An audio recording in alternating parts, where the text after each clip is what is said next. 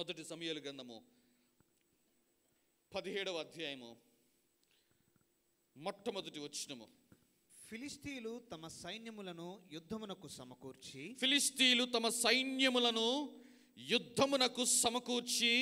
యూదా దేశములోని సోకోలో కూడి ఏఫెస్దా మీము దగ్గర సోకోకును అజేకాకును మధ్యను దిగి ఉండగా. చూసారా, 16వ అధ్యాయంలో దావీదు రాజుగా అయ్యాడు. 16వ అధ్యాయంలో సమూయేలు ఆనందంగా ఉన్నాడు. 16వ అధ్యాయంలో ఇజ్రాయేలీలందరికీ ఒక క్రొత్త రాజు ఏర్పాటయ్యాడు. పరలోకమంతా ఆనందముగా ఉంది. దేవుడు కూడా చాలా ఆనందిస్తూ ఉన్నాడు. నా హృదయానుసారుడి మీద నేను అభిషేకము వేశాను అని చెప్పేసి. సో ఒక పక్క దేవుడు, ఒక పక్క పరలోకము, ఒక పక్క ఇజ్రాయేలీలు ప్రజలు అంత ఆనందముగా ఉంటున్న టైంలో ఇంకొక పక్క అపవాది ఏం చేస్తున్నాడు చూడండి.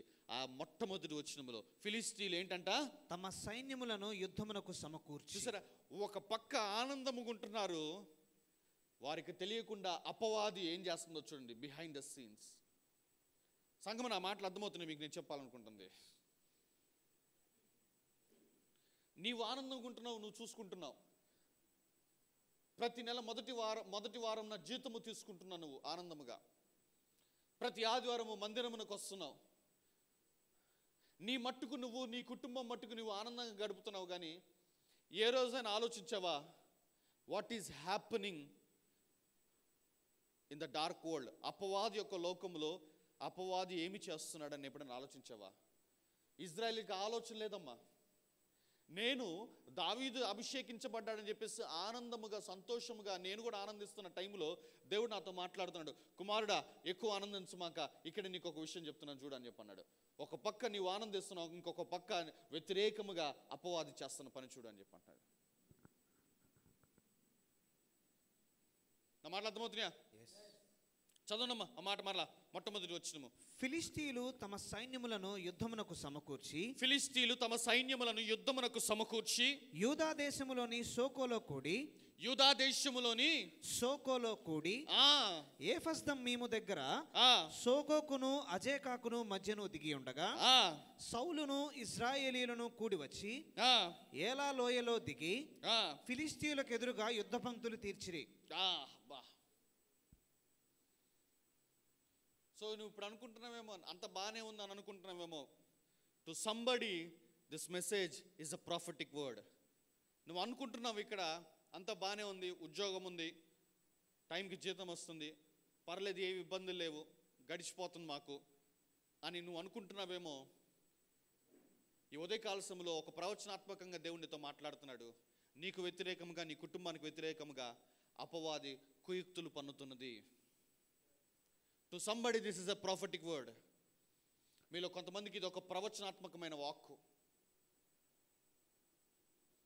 మనమందరము ఆనందంగా ఉంటున్న టైంలో, మనమందరము న్యూ ఇయర్ సెలబ్రేషన్ చేసుకుంటున్న టైంలో, మనమందరము మన యొక్క కుటుంబాలతోటి ఆనందిస్తున్న ఆ టైంలో, దేవుని సన్నిధిలో ఆనందిస్తున్న ఆ యొక్క టైంలో, ఇదిగో దేవుడు మాట్లాడుతున్న మాట ఏంటంటే, మీకు వ్యతిరేకముగా ఫిలిష్తీయులకు మాదిరిగా ఉన్న అపవాది ఇదిగో సిద్ధమవుతున్నాడు మీకు వ్యతిరేకముగా కార్యములు చేయడానికి. అపవాదికి సాదృశ్యముగా ఉన్న ఈ ఫిలిష్తీయులు ఇజ్రాయేలీలకు వ్యతిరేకముగా యుద్ధము చేయటానికి యుద్ధ పంక్తులు తీర్చుకొని నిలబడి ఉన్నారు. అప్పుడే రాజాయుడు దావీదు ఇంకా తైలము తన చెంపల మీదే ఉండి ఉంటుందేమో.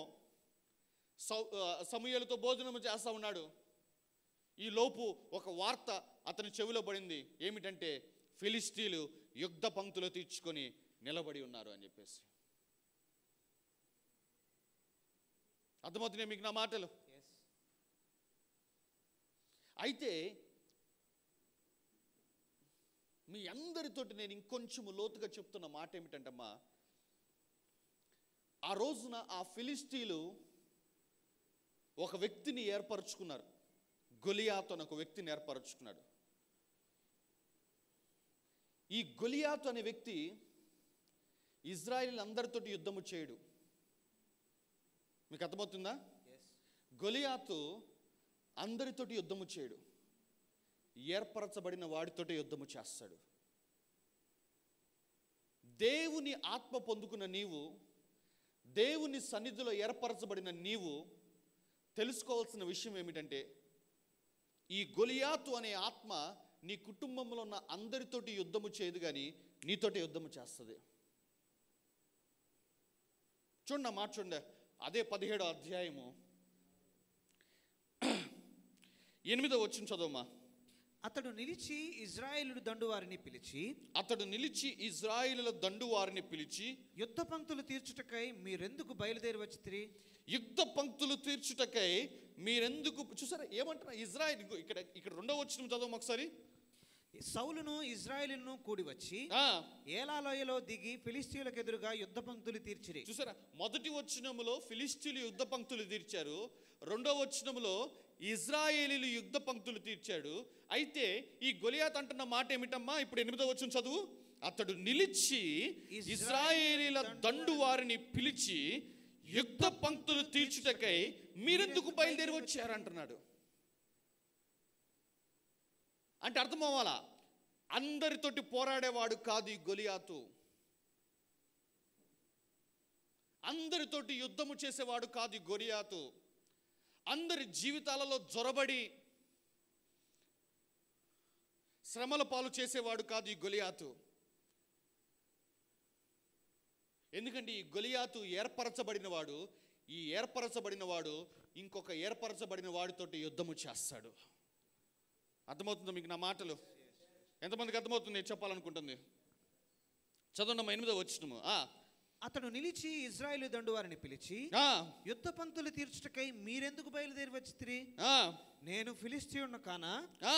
మీరు సౌలు దాసులు కారా? మీ పక్షముగా ఒకనిని ఏర్పరచుకొని అతనిని నా యొద్దకు పంపుడి. చూసారా, మీ పక్షముగా, చూస్ వన్,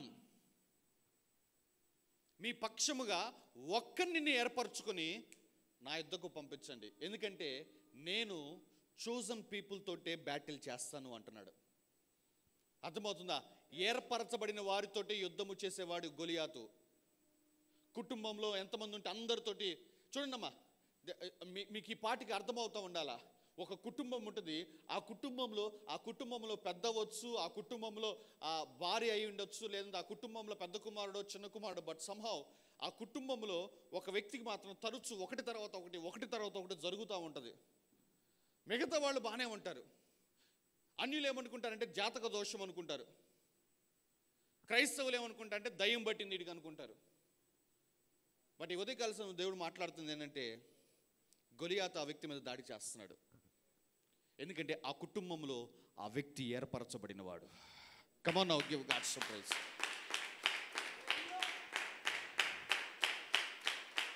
హల్లెలూయా, హల్లెలూయా. ఈ ఉదయకాల సమయంలో ఇక్కడ ఎవరన్నా ఇటువంటి పరిస్థితులు ఉన్నట్లయితే ఒకటి తర్వాత ఒకటి తరచు నీకు రిపీటెడ్గా ఏదో ఒకటి జరుగుతున్నట్లయితే, ఏదో ఒక ఎదురు దెబ్బలు తగులుతున్నట్లయితే గుర్తుపెట్టుకో, you are the chosen one in your family. నీ కుటుంబంలో నువ్వు ఏర్పరచబడిన వాడవు.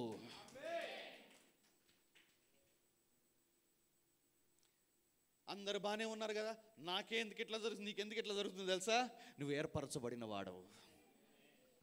You are called by God, you are chosen by God, you are appointed by the heaven. Hallelujah. నీవు దేవుని చేత పిలువబడిన వాడవు, దేవుని చేత ఏర్పరచబడిన వాడవు, పరలోకము ఎన్నుకున్న వ్యక్తివి నీవు.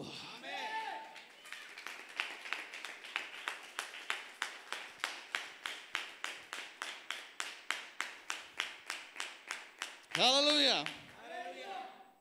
అతడు నిలిచి, 8వ వచనం మరలా చదవనమ్మా. అతడు నిలిచి ఇజ్రాయేలీల దండు వారిని పిలిచి అంటే అందరు పిలిచాడంట. పిలిచి యుద్ధ పంక్తులు తీర్చుటకై మీరెందుకు బయలుదేరి వచ్చి? మీరెందుకు వచ్చారు అసలు? నాకు అసలు మీకు సంబంధం లేదు. నేను ఫిలిష్తీయుడును కానా? నేను ఫిలిష్తీయుని కానా? మీరు సౌలు దాసులు కారా? మీరు సౌలు దాసులు గారా? మీ పక్షముగా ఒకనిని ఏర్పరచుకొని అతని నా యొద్దకు పంపుడి. అతడు నాతో పోట్లాడతాడు. నన్ను చంపగలిగిన ఎడల మేము మీకు దాసుల మగుదుము. నేను అతన్ని జయించి చంపిన ఎడల మీరు మాకు దాసులు అయ్యి మాకు దాస్యము చేయుదురు. చూసారా, ఇప్పుడు అర్థమవుతుందా? డెవిల్ ఏం చేస్తాడంటమ్మా, కొన్ని కుటుంబాలను ఏర్పరచుకుంటాడు. ఆ కుటుంబంలో దేవుని చేత ఏర్పరచబడిన వాడిని ఐడెంటిఫై చేస్తాడు. చేసి ఆ కుటుంబంలో ఆ ఏర్పరచబడిన వాడి మీద దెబ్బ పడితే చాలు, ఆ కుటుంబం అంతా విశ్వాసం నుంచి తొలగిపోతారు, ఆ కుటుంబం అంతా దేవుని నుంచి తొలగిపోతారు, ఆ కుటుంబం అంతా అపవాదికి దాసులుగా మారిపోతారు. అందరితో పోరాడాల్సిన పని లేదు, అందరి జీవితాల్లోకి జొరబడాల్సిన పని లేదు.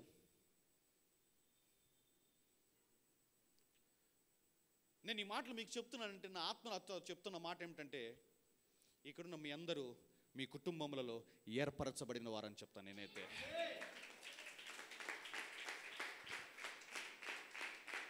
ఎందుకంటే నీవే గనక ఏర్పరచబడకపోయి ఉంటే ఈరోజు ఈ వర్తమానం మీకు వచ్చేది కాదు. ఎందుకంటే ఈ మెసేజ్ నేను ఒకసారి పాస్టర్ సెమినార్లో మాట్లాడాను. నేను చోసన్ బై గాడ్ అని చెప్పేసి. బట్ ఈ రోజున దేవుడు మీతో కూడా మాట్లాడుతున్నాడంటే, సంగమా, మీలో ప్రతి ఒక్కరు దేవుని చేత ఏర్పరచబడిన వారు. నువ్వు భార్య అయినా, నీవు భర్త అయినా, నీవు నీ ఇంట్లో పెద్ద కుమారుడువైనా చిన్న కుమారుడువైనా, పెద్ద కుమార్తెవైనా చిన్న కుమార్తెవైనా, నీ ఇంట్లో నువ్వు ఏమై ఉన్నా నాకు తెలియదు, కానీ దేవుని దృష్టిలో నువ్వు ఏర్పరచబడిన దానవు, ఏర్పరచబడిన వాడవు. కాబట్టే ఇదిగో అపవాది నిన్ను టార్గెట్ చేస్తున్నాడు. The spirit of Goliath will always seek for the appointed one.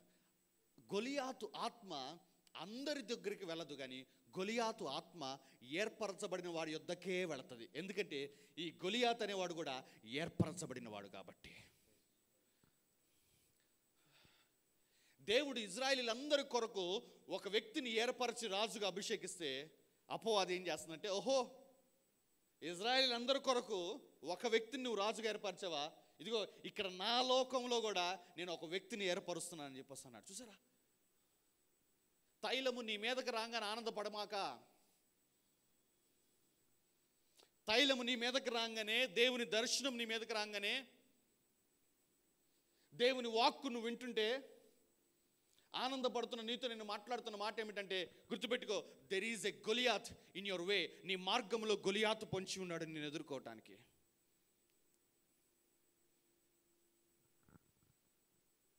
Continue చేయమ్మా. 10వ వచనము. ఈ దినమున నేను ఇజ్రాయేలీల సైన్యములను తిరస్కరించుచున్నాను. ఏమంటాడు చూడండి, ఈ దినమున నేను ఇజ్రాయేల్ సైన్యాన్ని అంటే మీ కుటుంబాలతో నాకు పని లేదు. ఇజ్రాయేల్ సైన్యములు ఏం చేస్తున్నా నేను తిరస్కరించుచున్నాను. చదవమ్మా. ఒకని నియమించిన ఎడల, అరే వద్దు, మీరు అంత వద్దు, నాకు మీ అందరితో నాకు సంబంధం లేదు.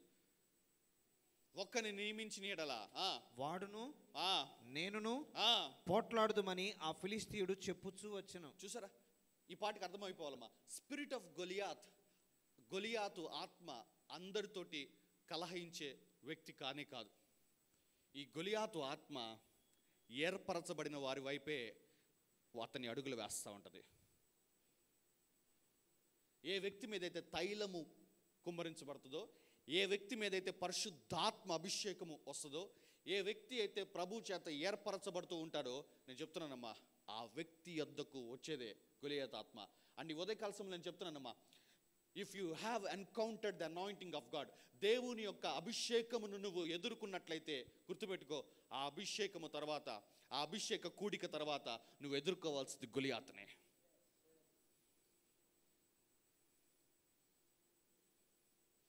నీ ఒక్కడిని ఓడిస్తే చాలమ్మా, నీ కుటుంబం అంతా అపవాదికి దాసులైపోతారు. మరలా చదవము 10వ వచనము. ఈ దినమున నేను ఇజ్రాయేలీల సైన్యములను తిరస్కరించుచున్నాను.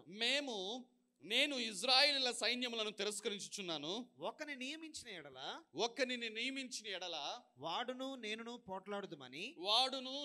పోట్లాడుదునని ఆ ఫిలిస్తీయుడు చెప్పుచూ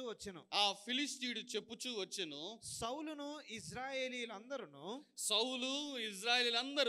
ఆ ఫిలిస్తీయుని మాటలు వినినప్పుడు బహుభీతులైరి. ఆ ఫిలిస్తీని మాటలు వినినప్పుడు ఏమయ్యారంట? బహుభీతులైపోయారంట. ఏమైందంటే, ఇజ్రాయెల్ దేశం బయట 2 కొండలు ఉన్నాయమ్మా. ఈ 2 కొండల్లో ఒక కొండ మీద ఫిలిస్తీయుల సైన్యం మోహరించి ఉన్నది. 2వ వచనము. సౌలును ఇశ్రాయేలీయులను కూడి వచ్చి ఏలా లోయలో దిగి ఫిలిష్తీయులకు ఎదురుగా యుద్ధ పంక్తులు తీర్చిరి. ఫిలిష్తీయులు ఆ తట్టు పర్వతము మీదను ఇశ్రాయేలీయులు ఈ తట్టు పర్వతము మీదను నిలిచి ఉండగా ఉభయుల మధ్యను ఒక లోయ ఉండెను. చూసారా ఏమైందంటే, ఒక పర్వతం మీద ఇశ్రాయేలీయులు ఉన్నారు, వారికి ఎదురుగా ఇంకొక పర్వతం ఉన్నది, ఆ పర్వతం మీద ఫిలిష్తీయులు ఉన్నారు, మధ్యలో లోయ ఉన్నది. ప్రతి దినము ఆ ఫిలిష్తీయుల సైన్యంలో నుంచి గొలియాతు బయటికి వస్తున్నాడు. ఎందుకంటే అతడు ఏర్పరచబడినవాడు. ఆ గొలియాతు బయటికి వచ్చి చెబుతున్న మాట ఏమిటంటే, మీరందరూ వద్దు, I want that one man, ఆ ఒక్క వ్యక్తి నాకు కావాలి, ఆ ఒక్క వ్యక్తితోటే నేను పోరాడతాను. ఎందుకంటే ఆ ఒక్క వ్యక్తిని కనుక నేను ఓడించినట్లయితే, ఆ ఒక్క వ్యక్తిని కనుక నేను చంపగలిగినట్లయితే, ఇదిగో మీరందరూ నాకు దాసులు అవుతారమ్మా. జాగ్రత్త అమ్మా, ఇఫ్ యు ఆర్, నీకు ఈ మాటలు వింటున్నప్పుడు నీకే కనుక అనిపిస్తున్నట్లయితే, నా కుటుంబంలో నేను ఏర్పరచబడ్డాను, లేదంటే నా స్నేహితుల్లో నేను ఏర్పరచబడ్డాను, లేదంటే నేను ఏర్పరచబడ్డానని నీకు అనిపిస్తున్నట్లయితే గుర్తుపెట్టుకో, నీ మీద కనుక అపవాది యొక్క దాడి జరిగితే, నిన్ను బట్టి, నీ ఓటమిని బట్టి నీ కుటుంబం అంతా కూడా ఏదో రకమైన శ్రమ కింద లోబడాల్సిందే. అర్థమవుతుందా? ఏదో ఒక కాడి మీ కుటుంబం మీద పడిపోతుంది, మీరందరూ ఆ కాడిని మోస్తూ దాసులుగా మారిపోతూ ఉంటారు. సంవత్సరాలు సంవత్సరాలు సంవత్సరాలు సంవత్సరాలు సంవత్సరాలు సంవత్సరాలు. కారణం ఏంటో తెలుసా? దేవుడు అన్యాయస్తుడు కాదు. కారణం ఏంటో తెలుసా? ఏర్పరచబడిన వాడు పడిపోయాడు ఆ కుటుంబంలో. ఆ పడిపోవటం బట్టి ఒక కాడి ఆ కుటుంబం మీదకి వెళ్ళింది. ఆ కాడి బరువు కుటుంబం అంతా మోస్తున్నారు, కుటుంబం అంతా మోస్తున్నారు. సంవత్సరాలు గడిచిపోతూ ఉంటాయి, విడుదల ఉండదు. అందుకే చెప్తున్నానమ్మా, ఏర్పరచబడిన మీతో నేను మాట్లాడుతున్నాను, జాగ్రత్త. మనము గొలియాతులను ఎదుర్కోబోతున్నాము. ప్రతి గొలియాతును మనము జయించాల్సిందే. హల్లెలూయా. పాడుకున్నాం కదా, మనల్ని బలపరచు అని యందు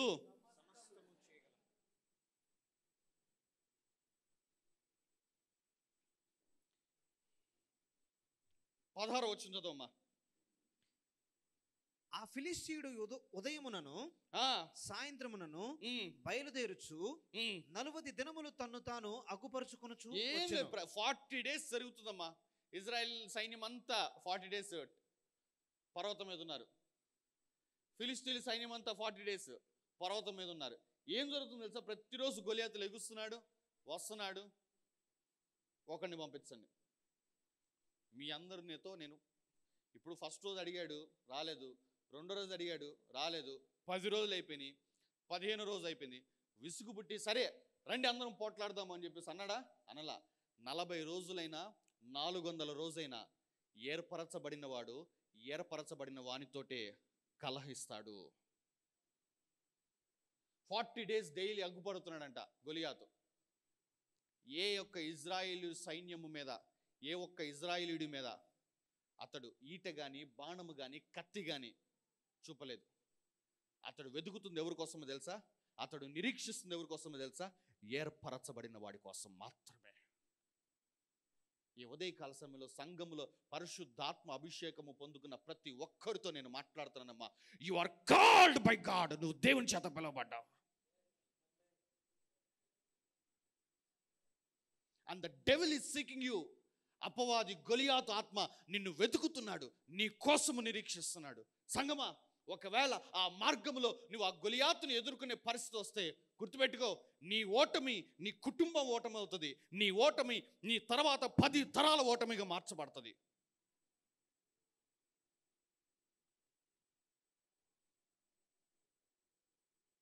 అర్థమవుతుంది మీకు ఆ మాట? మన డిఫీట్, మన ఓటమి కాదమ్మా. మన ఓటమి మన వంశపు ఓటమి అయిపోతుంది. మనం ఒక్క చోట ఓడిపోతే గొలియాతు దగ్గర ఏ కాడి వచ్చి మీద పడుతుందో తెలీదు, పేదరికం మీద పడిద్దో తెలీదు, అప్పులు మీద పడతాయో తెలీదు, అనారోగ్యం మీద పడిద్దో తెలీదు. బట్ సంథింగ్, ఒక కాడి అయితే మన కుటుంబం మీద అట్లా వచ్చేసింది. ఈ కాడిని మనం మోస్తాము, మన పిల్లలు మోస్తాము, పిల్లలు మోస్తానంటాం. పేరుకేంటో తెలుసా? ప్రతి ఆదివారం మందిరానికి వెళ్తాం, ప్రతి ఆదివారం చందా వేస్తాము, ప్రతి శుక్రవారం ఉపవాసం ఉంటాము. కానీ ఈ కాడి మోస్తూ మనకు తెలియకుండానే అపవాదికి దాసులముగా మారిపోయాం. అందుకే అభిషేకించబడ్డవాడు చాలా జాగ్రత్తగా ఉండాలమ్మా. అభిషేకించబడ్డవాడు చాలా చాలా జాగ్రత్తగా ఉండాలి. నేను ఒకసారి మీకు ఆ ప్రత్యక్ష గుడారం గురించి మాట్లాడుతూ ఒక మాట చెప్పాను. ఎంత జాగ్రత్తగా ఉండాలంటే ఏర్పరచబడిన వాడు తినే ఆహారం కూడా చాలా జాగ్రత్తగా ఉండాలి. ఒకసారి ఇది ఇలాగే పెట్టి నిర్గమాకాండంకి వెళ్ళండమ్మా, ఒక వచనం చూపిస్తాను. నిర్గమాకాండము 29వ అధ్యాయము 31వ వచనం చదవండమ్మా. నిర్గమాకాండము 29వ అధ్యాయం 31వ వచన భాగం. మరియు నీవు ప్రతిష్ఠితమైన పొట్టేలను తీసుకొని పరిశుద్ధ స్థలములో దాని మాంసమును వండవలెను. చూసారు, ఎక్కడ ఉండాలంట? పరిశుద్ధ స్థలములో. మటన్ సిద్ధపరిచారు. ఈ మటన్ ఎక్కడ ఉండాలి? పరిశుద్ధ ఖలీల్ దాబా కాదు,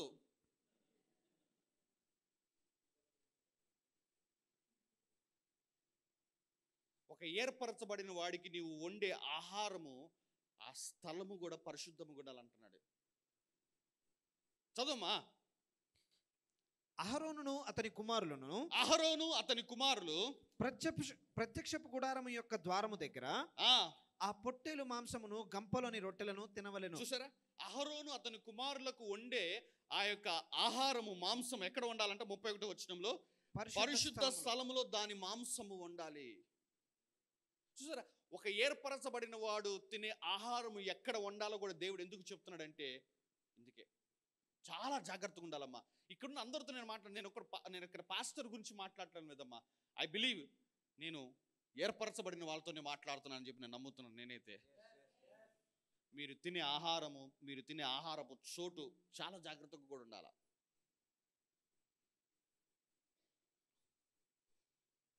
మరలా వెళ్ళిపోదాం ఇప్పుడు 1 సమూయేలు గ్రంథం. ఇలా 40 రోజులు జరుగుతూ ఉన్నది. దావీదు ఏం చేస్తున్నాడంటే 16వ వచనం చదవమా. 1 సమూయేలు గ్రంథము 17వ అధ్యాయము 16వ వచనం చదవమా. ఆ ఫిలిష్తీయుడు ఉదయమునను సాయంత్రము 15వ వచనం చదవమా. దావీదు బెత్లెహేములో తన తండ్రి గొర్రెలను మేపుచు సౌలు నొద్దకు తిరిగి పోవచ్చు వచ్చుచు నుండెను. చూసారా, ఒక పక్క తండ్రి వాళ్ళ ఇంట్లో పని చేసుకుంటూ సౌలుకు దురాత్మ పట్టిన ప్రతిసారి వచ్చి ఆ దురాత్మకి అతనికి పరిచయం చేస్తూ తిరుగుతున్నాడు. ఒక పక్క గొర్రెలు మేపుతున్నాడు, ఒక పక్క ఏం చేస్తున్నాడు? సౌలు నొద్దకు తిరిగి పోవచ్చు, సౌలు దగ్గర పరిచయం చేస్తున్నాడు. నేను అందుకే చెప్తాను, మన వాళ్ళ వరకు ఫుల్ టైంకి రామాకండి అంటాను. Till I say there is an appointed time. అభిషేకింపబడిన దావీదు కూడా ఏం చేస్తున్నాడు అక్కడ? మరలా చదవమా వచనము. దావీదు బెత్లెహేములో తన తండ్రి గొర్రెలను మేపుతూ సౌలు నద్దకు వచ్చుచూ పోవచ్చున్నాడు. సౌలు నద్దకు ఏం చేస్తున్నాడు? వచ్చుచూ పోవచ్చున్నాడు. సౌలు ఏ పని చెప్తా చేసుకుంటున్నాడు, ఒక పక్క గొర్రెలను మేపుకుంటున్నాడు. దిస్ ఈజ్ సౌ. ఈ 40 రోజులు ఇది జరుగుతూ ఉన్నది. కానీ ఒకానొక దినమున తన చెవిలో పడింది ఏమిటంటే, ఇదిగో గొలియాతు ఈ విధముగా సవాలు చేస్తున్నాడు అని చెప్పి వినపడింది.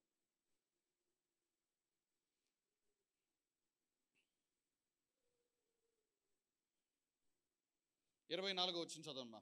నేను అంతా చూపించడం లేదు, మీరు ఇంటికి వెళ్ళక చదువుకున్నదంతా, ఎందుకంటే టైం అయిపోద్ది అదంతా చదివిస్తే. 24వ వచనం చదవమ్మా. ఇజ్రాయేలీలందరూ ఆ మనుషుని చూచి మిక్కిలి భయపడి వాని ఎదుట నుండి పారిపోగా. ఎంత దారుణం అండి! ఇజ్రాయెల్ ప్రతిరోజు ఈ 40 రోజులు చేస్తున్న పనేంటి? వీళ్ళు పారిపోతున్నారు, భయంలో బతుకుతున్నారు. పోయిన ఆదివారం నేను మాట్లాడాను, యోనాతాను మరలా ఫిలిష్తీయులతో యుద్ధం చేసేటప్పుడు అప్పుడు కూడా ఇజ్రాయెల్ ఏం చేశారు? పారిపోయారు. కొంతమంది దేశాలను వదిలిపెట్టి వెళ్ళిపోయారు. అసలు ఇజ్రాయెల్ అందరూ ఏంటంటే ఒక పిరికి పందలేమో అనిపించింది నాకు అప్పుడప్పుడు. అందుకే అంటాడు దేవుడు, తమ దేవుణ్ణి ఎరుగువారు బలము కలిగి గొప్ప కార్యములు చేస్తారని చెప్పేసి. ఒకానొక దినమున దావీదుకి ఈ మాట చెవిన పడితే అతడు సౌలు దగ్గరికి వెళ్ళిపోయి, ఇదిగో ఆ ఫిలిష్తీయుడితోటి నేను యుద్ధము చేస్తాను అనగానే సౌలు ఒప్పుకుంటాడు. నా ప్రశ్న ఏమిటంటే, అక్కడ గొలియాతు పెట్టిన కండిషన్ ఏంటంటే, ఆ ఏర్పరచబడిన వాడు ఓడిపోతే మొత్తం ఓడిపోతారు, మొత్తం దాసులైపోవాలి. ఏమి నమ్మి సౌలు దావీదుని పంపించాడు నాకు అర్థం కాదు. అర్థమవుతుందా? పొరపాటున దావీదు ఓడిపోతే పరిస్థితి ఏంది? సౌలు ఇజ్రాయేల్ మొత్తం ఏమవ్వాలి? ఇప్పుడు నేను నమ్ముతాను సౌలు హృదయాన్ని దేవుడు అట్లా మార్చాడు, దావీదుని పంపించాలని చెప్పేసి. లేకపోతే ఒక యవనస్తుని నమ్మి తన ప్రాణము ఇజ్రాయేలీలందరి భారం అంతా పెట్టడు. నేనైతే పెట్టను. బట్ ఆ రోజున సౌలు ఆ కార్యానికి ఒప్పుకున్నాడంటే బిహైండ్ ద సీన్, తెర వెనక దేవుడు పని చేస్తున్నాడు. అక్కడ ఖచ్చితంగా దావీదు గొలియాతును ఎదుర్కోవాల్సిందే అని చెప్పేసి. ఈ ఉదయకాలం నేను చెప్తున్నానమ్మా, ఖచ్చితంగా మీరు గొలియాతులను ఎదుర్కోవాల్సిందే. నో మ్యాటర్, నువ్వు ఎస్కేప్ అవ్వాల్సిన పని లేదు, నువ్వు ఎస్కేప్ అవ్వలేవు కూడా. అర్థమవుతుందా? 38వ వచనం చదవమ్మా. పిమ్మట సౌలు తన యుద్ధ వస్త్రములను దావీదునకు ధరింపజేసి రాగి శిరస్త్రాణం ఒకటి అతనికి కట్టి యుద్ధ కవచము తొడిగించెను. ఈ సామాగ్రి దావీదునకు వాడుక లేదు కనుక తాను తొడిగిన వాటిపైన కత్తి కట్టుకొని వెళ్ళగలిగినది లేనిది చూచుకొనిన తరువాత, వెళ్ళగలిగినది లేనిది అంటే వేసుకున్నాడు, బట్టలు వేసుకున్నాడు, ఆ కిరీటం పెట్టుకున్నాడు, కత్తి పెట్టుకున్నాడు. అసలు నడవటానికి చాలా ఇబ్బంది ఉంది దావీదుకి. చదవనమ్మా. చూచుకొనిన తర్వాత దావీదు ఇవి నాకు వాడుక లేదు. ఏమంటున్నాడు? వల్ల కాదయ్యా, నడవటానికి వల్ల కాట్లా. మరి బ్రదర్ ఏమంటున్నాడు? నేను గొలియాతును చంపేస్తాను. సైన్యములో ఉన్న ఒక సైనికుడు వేసుకున్న ఆ యొక్క బట్టలే అతడు మొయ్యలేకపోతున్నాడు, దానితో నడవలేకపోతున్నాడు. కానీ ఆ వ్యక్తి ఆ రోజు మాట్లాడుతున్న మాట ఏంటంటే, గొలియాతును నేను చంపేస్తాను అంటున్నాడు. ఏ విధంగా దావీదుకి అటువంటి ధైర్యం వచ్చింది తెలుసా? He knows the oil is upon his head. తైలము తన పైన ఉన్నది గొలియాతు బలము కంటే తైలము యొక్క శక్తి గొప్పదని దావీదుకు తెలుసమ్మా. కమ్ ఆన్, హల్లెలూయా. ఈ ఉదయకాల సమయంలో నేను చెప్తున్నానమ్మా, మీలో ఉన్నవాడు లోకములో ఉన్నవానికంట బలవంతుడంట. నేనైతే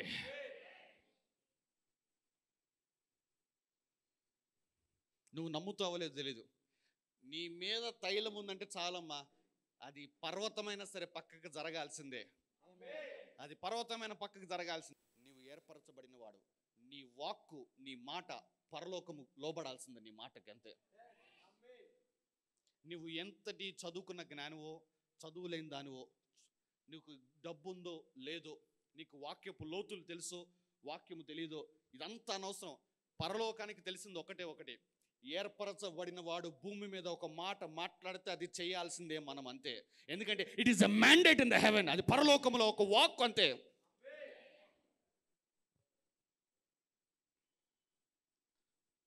నా స్నేహితుడు సాయంకాలానికి అసలు ఆశ్చర్యపడ్డాడు.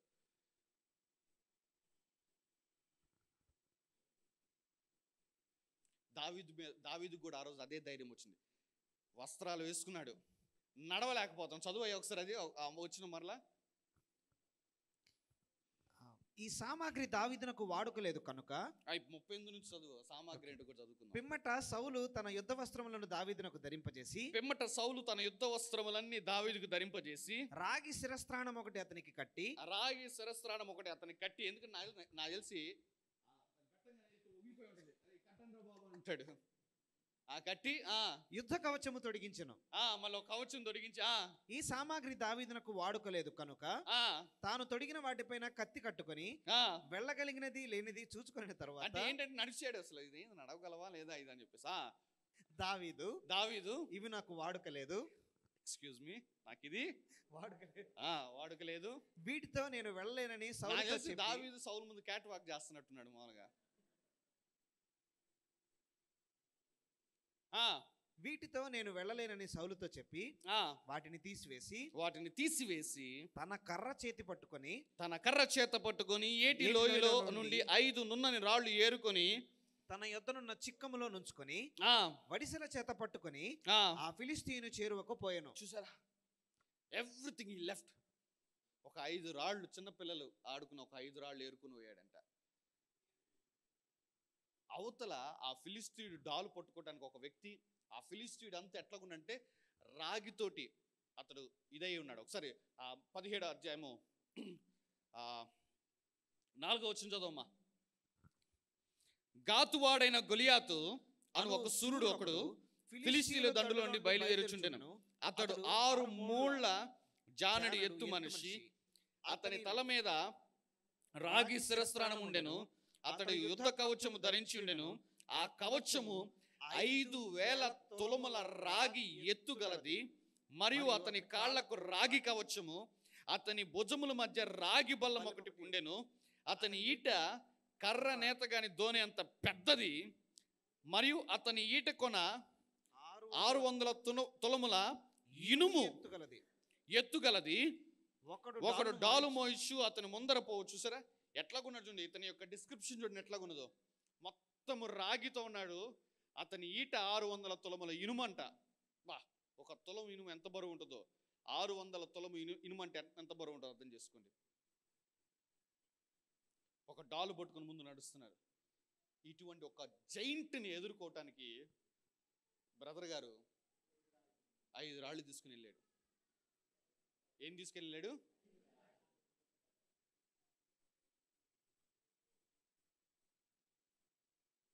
మనమైతే దావీదు ప్లేస్ ఉంటే సరే విశ్వాసంతో ఎట్లా పోయి ఉంటాం. ఆ వ్యక్తిని చూడండి, అర్రే కత్తెని తెచ్చుకొని ఉండాల్సింది అంటామా లేదా? అనవసరంగా అక్కడ అయిపోయేసారా, ఇప్పుడు ఏంట్రా ఈ పరిస్థితి. ఆ కాళ్ళ మధ్యలో సోయిన పరిగెత్తుదామా, ఇటు పరిగెత్తుదామా, కీర్ని వేస్తూ ఉంటాం. ఎందుకంటే గొలియాత్ ఎట్లా ఉన్నాడో ఇతనికి తెలీదు. ఇతనికి వినపడింది ఏంటి అంటే గొలియాత్ ఎట్లా సవాల్ చేస్తున్నాడు. ఎల్లుంటాడు ఇట్లా చూస్తుంటాడు, హల్లెలూయా ఇప్పుడు అనుకుని ఉంటాడు, మరణాత ఆ రాకడేది ఎప్పుడు రావాలయ్యా అని చెప్పేసి.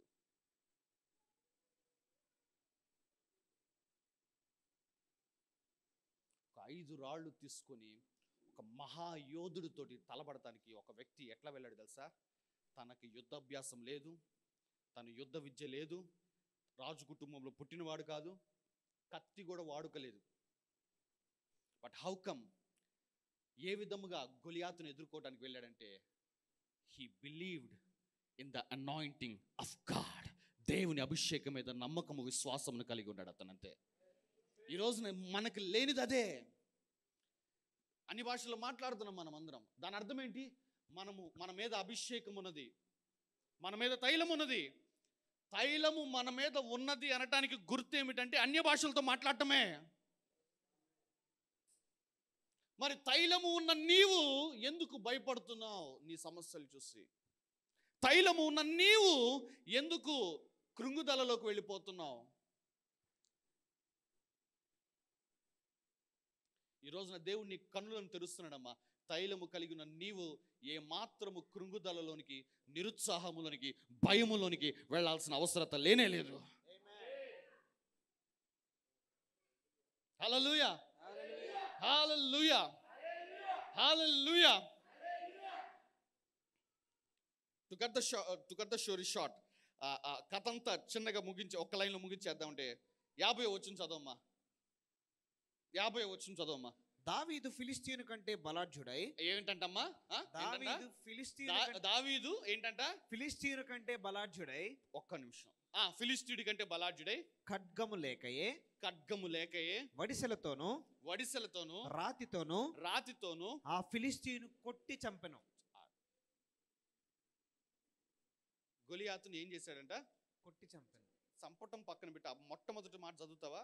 దావీదు ఫిలిష్తీయుడి కంటే బలాఢ్యుడై. హలో, నీవు నీ సమస్య కంటే ఎట్లా బలవంతుడు అవుతావు? దావీదు పర్సనాలిటీ ఏంటి? ఒక యవ్వనస్తుడు. గొలియాతు పర్సనాలిటీ ఏమిటి? దావీదుకున్న యుద్ధ కవచాలు ఏమీ లేవు. అతనికున్న పరిస్థితి ఏంటి?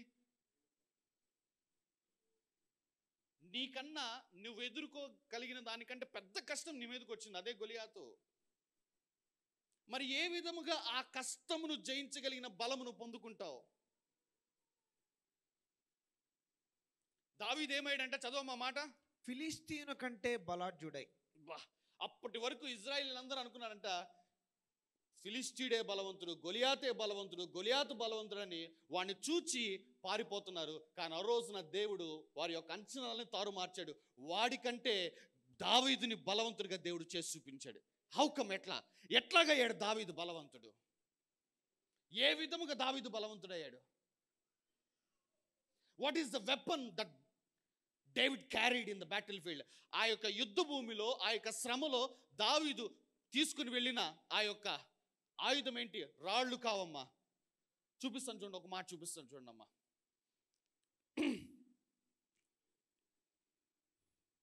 45వ వచనం చదవమ్మా. దావీదు 43 నుంచి చదవమ్మా. 43. ఫిలిష్తీయుడు కర్ర తీసుకుని నీవు నా మీదకి వచ్చుచున్నావే, నేను కుక్కనా అని దావీదుతో చెప్పి తన దేవతల పేరిట దావీదును శపించెను. నా దగ్గరకు రమ్ము, నీ మాంసమును ఆకాశ పక్షులకును భూ మృగములకును ఇచ్చివేతునని ఆ ఫిలిష్తీయుడు దావీదుతో అనగా, దావీదు, నీవు కత్తియు ఈటయు బల్లెమును ధరించుకొని నా మీదకి వచ్చుచున్నావు. నా మీదకి ఎట్లాగొస్తున్నాడంట? కత్తియు ఎట్లాగొస్తున్నాడంట? గొలియాతు ఎట్లాగొస్తున్నాడంట? కత్తియు ఈటయు బల్లెమును ధరించుకొని. సో ఇప్పుడు గొలియాతు యొక్క ఆయుధములు ఏంటి? కత్తి, ఈట, బల్లెము. ఏంటది? కత్తి, ఈట, బల్లము. ఇవి గొలియాతు యొక్క ఆయుధములు. ఇప్పుడు చదవండమ్మా. నా మీదకి వచ్చుచున్నావు, అయితే నీవు తిరస్కరించిన ఇజ్రాయిలీల సైన్యములకు అధిపతియగు యెహోవా పేరట నేను నీ మీదకి వచ్చుచున్నాను. చదువమ్మా. నీవు తిరస్కరించిన ఇజ్రాయేలీల సైన్యములకు అధిపతియగు యెహోవా పేరట. నువ్వు ఎట్లాగొస్తున్నావు అంటే కత్తి, ఈట, డాలు తీసుకుని వస్తున్నావు. నేను దేవుని నామము పేరిట వస్తున్నాను. సో వాడి వెపన్స్ ఏంటంటే అవి మన వెపన్ ఏంటో తెలుసా? The name of the lord. అమ్మా, అభిషేకము పొందుకున్న ప్రతి ఒక్కరితోటి నేను మాట్లాడుతున్నానమ్మా. నీకు ఇవ్వబడిన ఆయుధం ఏంటో తెలుసా? యెహోవా నామము. ఆ నామాన్ని నువ్వేంటంటే యేసయ్యా అని కూర్చుంటున్నావు. మళ్ళీ ఎట్లాగే వస్తున్నావు? యేసయ్యా. దావీదు చెప్తున్న మాట ఏంటంటే, మరలా చదువున్నాం ఆ మాట. నీవు కత్తిని ఈటయు బల్లెమును ధరించుకొని, నీవు కత్తిని, ఈటని, బల్లెమును ఇవన్నీ ధరించుకుని వస్తున్నావు నా మీదకి. అయితే నీవు తిరస్కరించిన ఇజ్రాయేలీల సైన్యములకు అధిపతియగు యెహోవా పేరట నేనైతే ఎట్లాగొస్తున్నానంటే సైన్యములకు అధిపత్యకు యెహోవా పేరిట నేను నీ మీదకి వస్తున్నాను. నువ్వు ఇవన్నీ తీసుకుని నా మీదకి వస్తున్నావు. నేను నీ మీదకి ఎలా వస్తున్నాను తెలుసా? దేనితో వస్తున్నా తెలుసా? నా దేవుని నామం పేరిట వస్తున్నాను అంటున్నాడు. ఈ నామాన్ని వాడుకోవటం తెలిసింది కాబట్టే, ఈ నామములో ఉన్న శక్తి తెలిసింది కాబట్టే 50వ వచనంలో దావీదు ఫిలిష్తీయుడి కంటే బలాఢ్యుడయ్యాడు. మీకు అర్థమైందా? అర్థమవుతుందా మీకు? The name of the lord will strengthen us in the battle field. దేవుని నామము యుద్ధ భూమిలో మనకు బలాన్ని చేకూర్చిద్ది. అభిషేకింపబడిన వాడికి ఉన్న ఆయుధం ఏమిటంటే దేవుని నామమే. కానీ దావీదు గనక మన మధ్యలో ఉంటే ఒడిసెలతోటి గొలియాతును కొట్టేవాడు కాదు, కానీ మనందరికి వాతలు పడే. నాకు ఈ నామమే గొలియాతు మీద విజయాన్ని ఇచ్చింది, ఈ నామాన్ని గురించి ఆరాధన చేస్తాను, నీవేం చేస్తున్నావయ్యా అంటే వద్దులే. దావీదు కనుక ఉంటే మనందరికీ వాతలు పడేయమ్మా, నాకు తప్ప.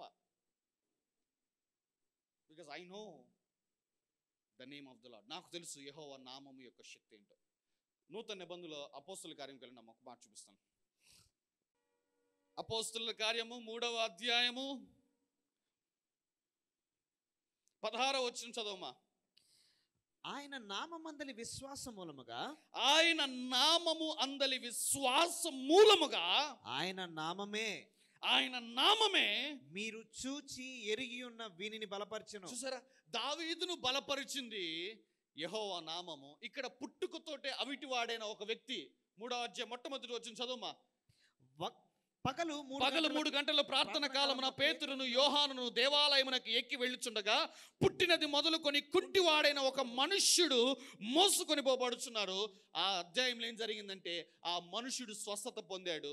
ఇదిగో పేతురుని యోహానుని తీసుకొని వచ్చి ఇదిగో సమాజం ఎదుట నిలబడి వాళ్ళ మీద రాళ్ళు రువ్వే ప్రయత్నం చేస్తుంటే ఇదిగో పేతురు చెబుతున్న మాట ఏమిటంటే, మాలో లేదు బలము, ఇదిగో ఆయన నామము వలన వీడేం పొందుకున్నాడంటే, ఏం పొందుకున్నాడు? చదవమా 16వ వచనము.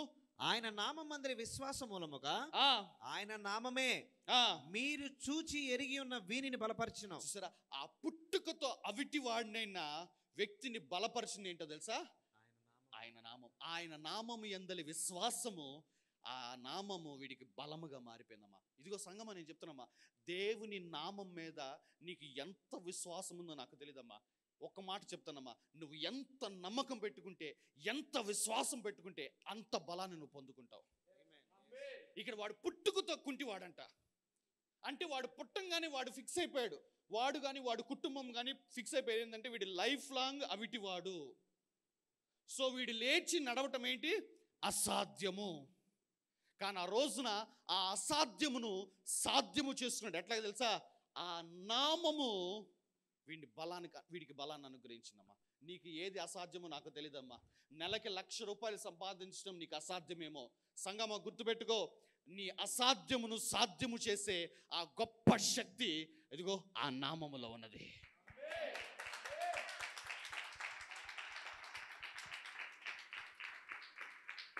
ఒకవేళ ఆ వ్యక్తి ఎట్లాగైతే పుట్టుకతో కుంటివాడైపోయి లేవలేని స్థితిలో ఉన్నాడో, అలాగే నీ కుటుంబము లేదంటే నీ ఆర్థిక పరిస్థితి కుంటిదైపోయిందేమో.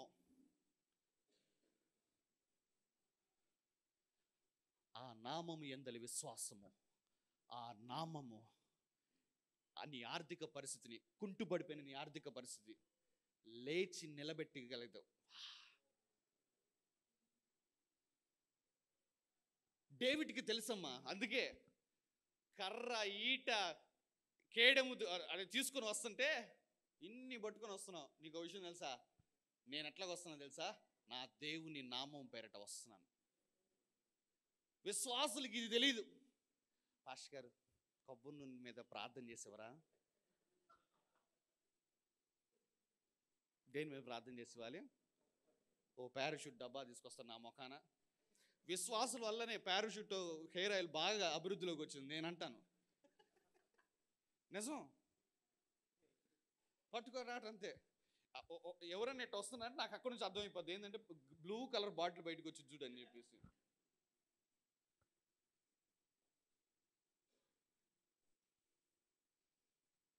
మళ్ళీ వీళ్ళందరూ మళ్ళీ ఒక మీటింగ్కి వెళ్ళి అక్కడ కొబ్బరి నూనె నమ్ముకుంటున్నాడు మళ్ళీ అమ్మిన పాస్టర్ గారిని అంటాం. మళ్ళీ నువ్వు తెచ్చుకుంది కూడా అదేగా.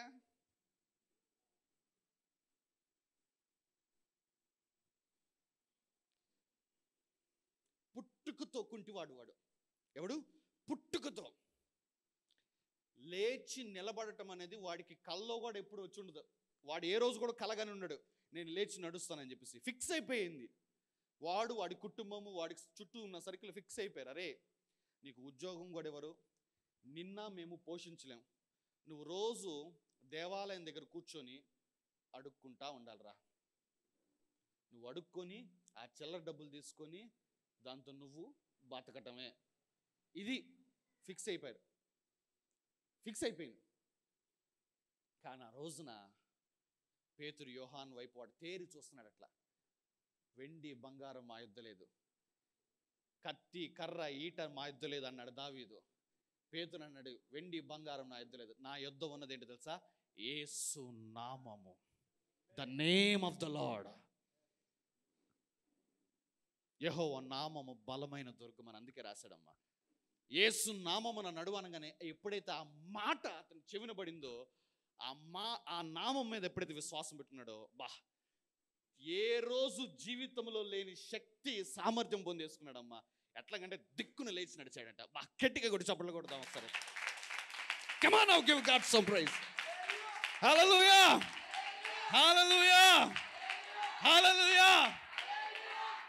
మీకు ఎట్లాగుందో తెలియదు కానీ నాకు ఆ నామం గురించి ప్రకటన చేస్తుంటే అస్సలు మామూలుగా, నేను ఎక్కడున్నా అంటే 5 ఎకరాల్లో ఉండిపోయాను నేనైతే.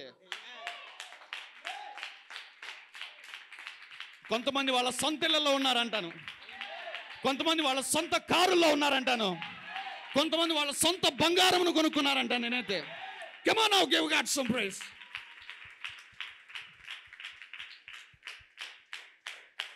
Hallelujah. Hallelujah.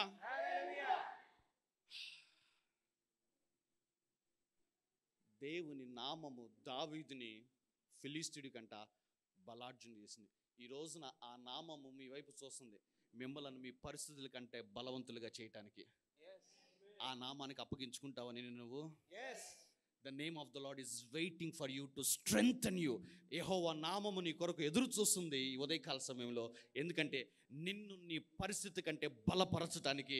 కొంతమంది వాళ్ళ పేదరికాల్ని అంతము చేసుకుంటున్నారమ్మ ఈ దినమన్న. I'm prophesying right now. నేను ప్రవచిస్తున్నాను, మీ పేదరికం కంటే నీ బలం ఎక్కువ అవబోతున్నది. నీ ఆదాయము 25,000, నీ ఆదాయం 50,000, లేదా నీ ఆదాయం 1,00,000 రూపాయలేమో. అది నీ బలముతోటి, అది నీ బలముతోటి. బట్ యెహోవా నామము నిన్ను బలపరుస్తుంది. ఎందుకంటే నీవు నెలకి 1,00,000 రూపాయలు సంపాదించే బలాన్ని నువ్వు పొందుకుంటున్నావు అమ్మా. హల్లెలూయా, హల్లెలూయా, హల్లెలూయా. ఇంకొక మాట చూపిస్తాను, చూపించమంటారా? ఎంతమందికి ఆకలి అవుతుంది?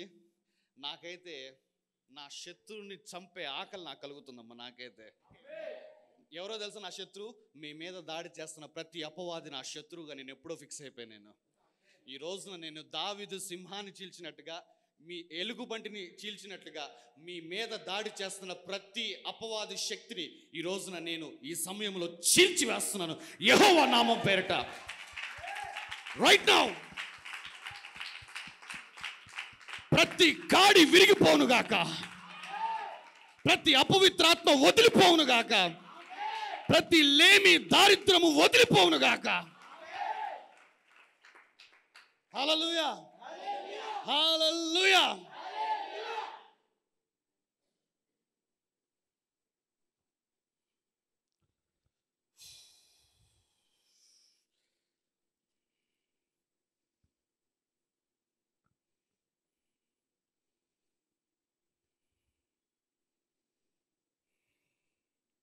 నాలుగో అధ్యాయం. ఎంతమంది ప్రభు యొక్క అనాయింటింగ్ అనుభవిస్తున్నారో నాకు తెలియదు, కానీ ఐఎమ్ లిటరల్లీ, నేనైతే నిప్పుల్లోనూ నీళ్ళల్లోనూ కాలుతున్నట్టుగా ఉంది నా పరిస్థితి. అంటే అపవాది కాదమ్మా.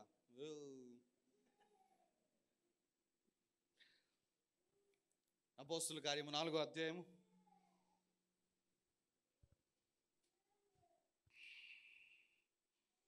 29-30.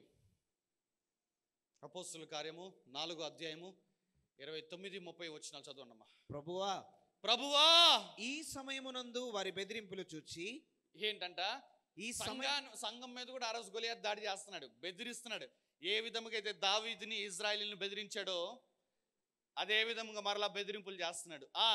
ఈ సమయమునందు వారి బెదిరింపులు చూచి, ఈ సమయమందు వారి బెదిరింపులు చూచి రోగులను స్వస్థపరచుటకును నీ పరిశుద్ధ సేవకుడైన యేసు నామము ద్వారా, మీ పరిశుద్ధ సేవకుడైన యేసు ఏంటంట? యేసు నామము ద్వారా సూచక క్రియలను మహత్కార్యములను చేయుటకును నీ చెయ్యి చాచి ఉండగా. చూసారా, యెహోవా చెయ్యి చాపి ఉందంట, కానీ అద్భుతము చేసేది చెయ్యి కాదు, యేసు నామము. అంటే నేను చెప్తున్నానమ్మా, though the hand of God is upon your life. దేవుని హస్తము నీ తలపైన ఉన్న, నీ కుటుంబం మీద ఉన్న, క్రింద ఉన్న నీవు దేవుని నామాన్ని ఉచ్చరించకపోతే ఆ హస్తము ఏ కార్యము చేయదు. మీకు అర్థమవుతుందా? ఆకాశమందు దేవుడు తన సింహాసనం మీద కూర్చొని తన హస్తమును నీపైన నీ కుటుంబం పైన చాపి ఉంచేనా, భూలోకంలో ఉన్న నీవు యెహోవా నామము మన విశ్వాసాన్ని విడుదల చేయకపోతే, ఆ నామాన్ని ఉచ్చరించకపోతే కార్యాలు జరగవు. యెహోవా నామం ఎందుకు వాడుతున్నావు? యేసయ్యా మోకాళ్ళ నొప్పులయ్యా. కొంతమంది మీ మోకాళ్ళ నొప్పుల నుంచి కూడా విడుదల పొందుకుంటున్నారు. ఆమేన్. కొంతమంది పెద్దవాళ్ళు చెప్తున్నారు, అయ్యా పైకెక్కలేకపోతున్నాం అయ్యా, ఫస్ట్ ఫ్లోర్లో ఉంది కదా, పైకెక్కలేకపోతున్నాం. సడలిన చేతులను, తొట్టిలను, మోకాళ్ళను ఈ దినమున యెహోవా నామము బలపరచును గాక. మీరు ఇక్కడున్న మీ వాళ్ళు, ఇంట్లో ఉన్న వాళ్ళు కూడా బలాన్ని పొందుకుంటున్నారు.